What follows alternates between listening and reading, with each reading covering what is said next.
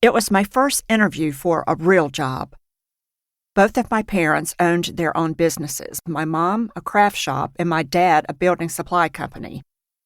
I had worked in both, checking out women with art supplies at the Bee and Beetle for my mom and counting nails during inventory at People's Building Supply for my dad. But those weren't real jobs with real paychecks. This was different.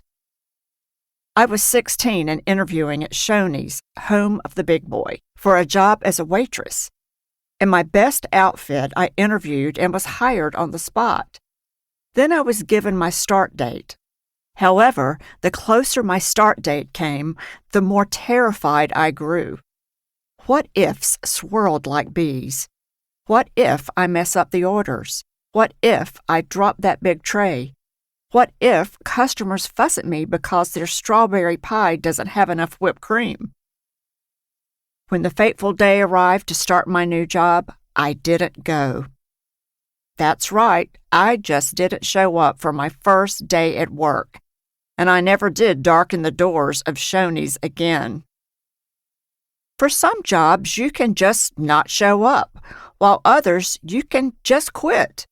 But that wasn't the case for the most important job that was yet to come.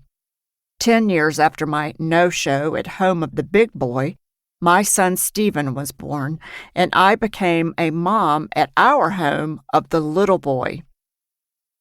Before Stephen was born, did I have what-ifs swarming like before? Of course I did, just like you did. What if I don't know what to do when he cries? What if he gets sick and I don't know what it takes to see him through? What if I mess up and he doesn't want to become a Christian? What if? Oh my, the list was long. But the moment the nurse placed my newborn on my chest in the delivery room, I knew I was going to love this job. Has it been easy? Not by a long shot. Have I known what to do in every crisis? Oh, girl, you know I haven't.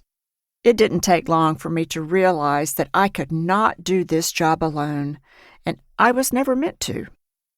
That's where prayer comes in.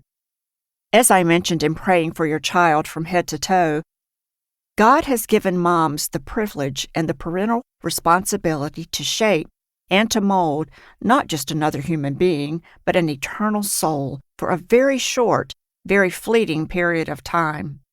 While our roles and responsibilities change throughout the stages of childhood through adulthood, one constant remains: prayer. And though hopefully our children will outlive us, they will never outlive our prayers that are etched in the heart of God.